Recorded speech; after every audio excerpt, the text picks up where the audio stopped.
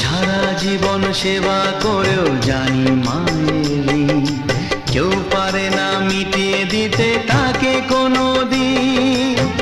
তোমারই আশীর্বাদে জীবনের প্রতি পদে যেন আমি রাখতে পারি তোমারই সুনাম মা, ও মা।